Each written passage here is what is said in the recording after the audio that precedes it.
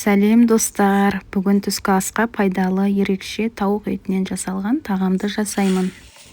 Ең алдымен бізге қоңыр күріш керек. Ақ күрішке қарағанда қоңыр күріш пайдалы, дәмді болады.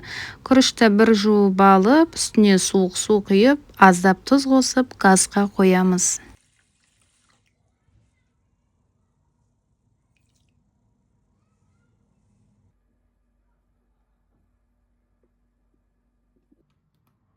Енді ірімшік сүзбесін алып, езіп шығамыз. Вилканың көмегімен орнына сіздер фета сырын қолдансаңыздар да болады.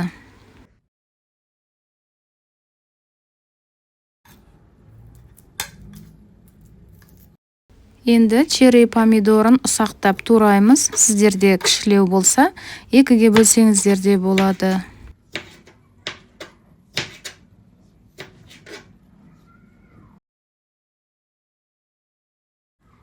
Тауықтың төс етін алып, ортасын видеода көрсеткендей кесіп аламыз. Мен 2 порцияға жасап жатырмын. Сіздер өзіңізге ғана жасасаңыз, тауық етінің бір бөлігі де жетеді.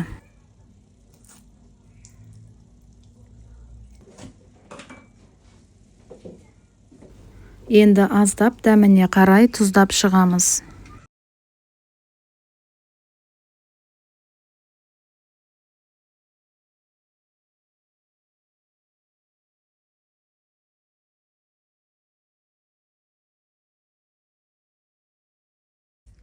Ірімшік сүзбесін алып, астыңғы бөлігінің барлық жеріне жаққаннан соң помидорды үстіне қойып шықтым.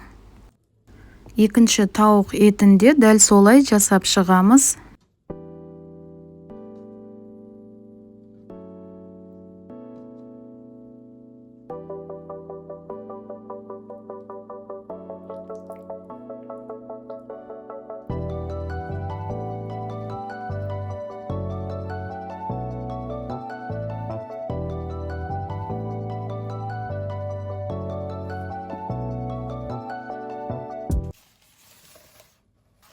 Пергамент қағазына тауықтың етін салып ораймыз. Мен сковородкада пісіремін. Асты үстін пісіргенге 1 сағат кетеді. Сіздер аэрогриль немесе духовкада пісірсеңіздер болады. Достар, сондай-ақ видео пайдалы болса, лайк қойып тіркеліп кетіңіздер. Күнделікті ПП ережесімен жүрсеңіз, пайдалы тағамдарды каналымнан таба аласыздар.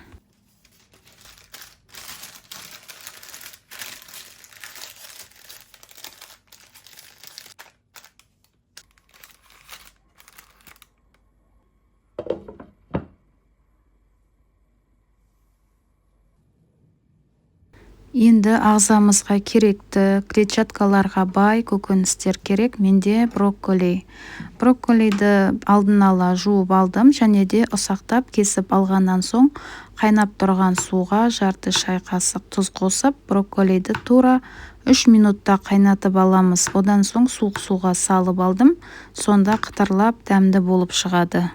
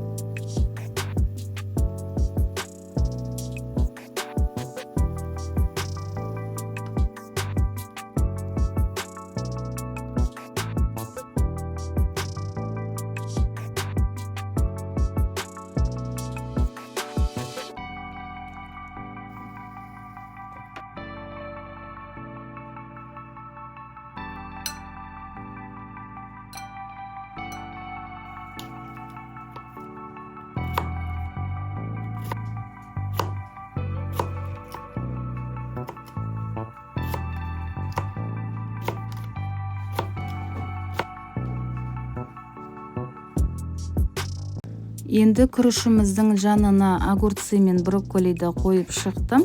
Ал пісіп шыққан ыстық тауық етінің иісінің өзі дәмді болып тұр.